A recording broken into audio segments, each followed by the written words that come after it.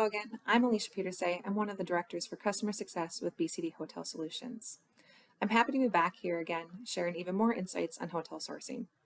In the first Sourcing Your Hotel Program video, we discussed what additional key factors should be considered above and beyond your room nights and spend when leading into your hotel negotiations for the coming year. So today, we'll take everything we reviewed and put it into practice with a live hotel program example. We'll show you how this can help build out a solid sourcing strategy that goes above and beyond only reviewing hotel program volume and the offered discount to create a modern hotel program for your company. Now let's dive in. We want to remind you that this is all about sourcing smarter.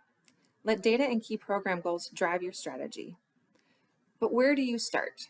We recommend making sure that you think of 3 things as you begin the process of sourcing your hotel program. Use broader criteria for your hotel selection.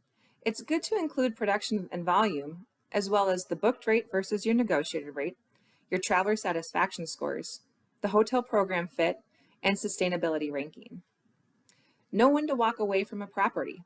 If a hotel is not able to offer a competitive discount, they should be removed from the program and shift share elsewhere. And don't set it and forget it. It's really important to dynamically manage your hotel program by reviewing hotel performance throughout the year, not just annually as it has been done so often in the past. To make the best of your program, always start with the data, but as we mentioned, it doesn't stop there. Let's take a look at a hypothetical example with client A and the hotels we saw in the previous video. We know leakage happens, and it makes it really difficult to negotiate with hotels when you can't see where your travelers are staying. One of the major areas to address in your hotel program is understanding why travelers are booking outside of the approved booking tools. In upcoming videos, we'll actually explore ways to influence travelers and optimize your OBT, which will adjust on ways to reduce that leakage once you have your program in place. So looking at this chart here, we see that client A has $50 million in spend annually. However, only half of that is coming through the TMC. We shouldn't be guessing on which hotels to negotiate if we can't see that volume. The global hotel program size should match the total volume that you can see. It's better instead to work to get those travelers to book within the preferred channels first than to negotiate hotels where you don't have any leverage. Once they are booking through the OBT, you start to see a better picture of your overall hotel spend. First, let's focus in on markets and hotels where you make the most impact to your program and savings. This will likely end up in a reduced program size when using the floor threshold we mentioned in the previous sourcing video. Once you've identified markets to focus in on, review the number of preferred hotels in the market. Is there too much coverage so there's no leverage to get great discounts? A good place to start is with BCD's Decision Source Library, which now has a new hotel program sizing report. This report will help you gauge the markets to negotiate and the number of hotels needed for appropriate coverage as a baseline. Of course, there will always be nuances to consider based on your specific traveler needs here. Now, where would you put your time and effort? On a larger pool of hotels with little to no volume and poor effective discount? Or with a smaller hotel group, which can impact savings significantly? We've all heard of the 80-20 rule, but what we find most effective here for hotel programming is to focus in on approximately the top 65% of spend and volume to make the most of your time and effort. If you're concerned about that extra market coverage, be sure to use BCD's great rates and other alternate content for your advantage. To show that this all really works, I want to tell you about a couple of our clients that we've worked with here at BCD. In following this method, one of our clients concentrated their sourcing efforts to where their volume was, what they could see.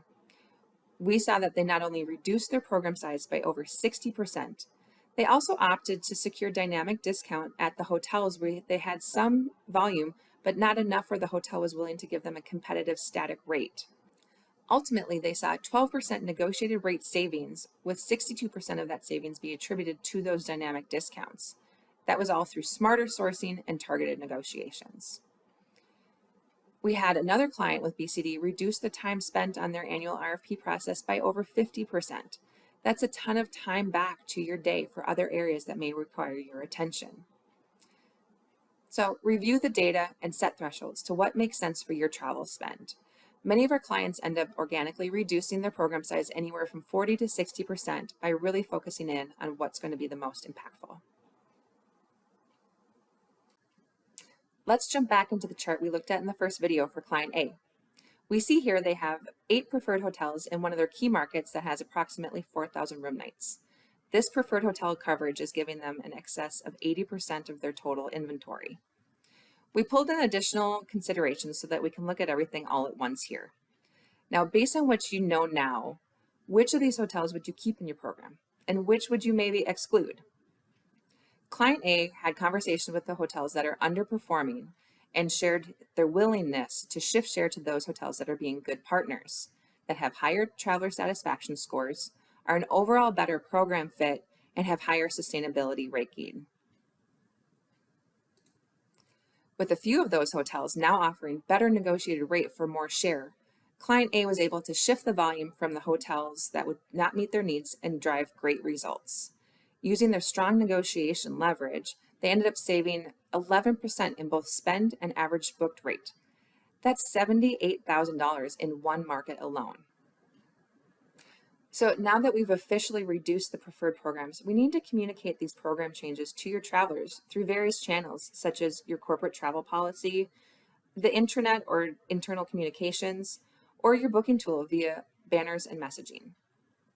The OBT is a great place to share when a hotel is no longer preferred by using banners stating just that and direct travelers to find an alternate hotel that meets their needs in the market. You can also use the show but do not allow option, but this may inadvertently send travelers to book outside of the tool if they absolutely need to stay there for business needs. So this should be used on a limited basis. Getting your travelers informed and having them follow your strategy will show hotels that you're willing to shift share if necessary, and it will enhance your overall negotiation power. Now, what else do we do? Client A here is going to institute a traveler engagement campaign designed to improve the overall look, feel, and booking experience for their travelers. This will help influence their behavior and decisions that align with your strategy. They will also be supplementing the negotiated program with BCD's great rates and other third-party content. This will provide coverage for markets where they may not have negotiation leverage and still give travelers a discount to drive savings. Additionally, third-party content is so important for hotels that do not have GDS access, and it only drives traveler confidence in knowing that what's displayed in the booking tool shows the best options and everything available. So to recap, Client A's preferred hotel program is truly competitive everywhere.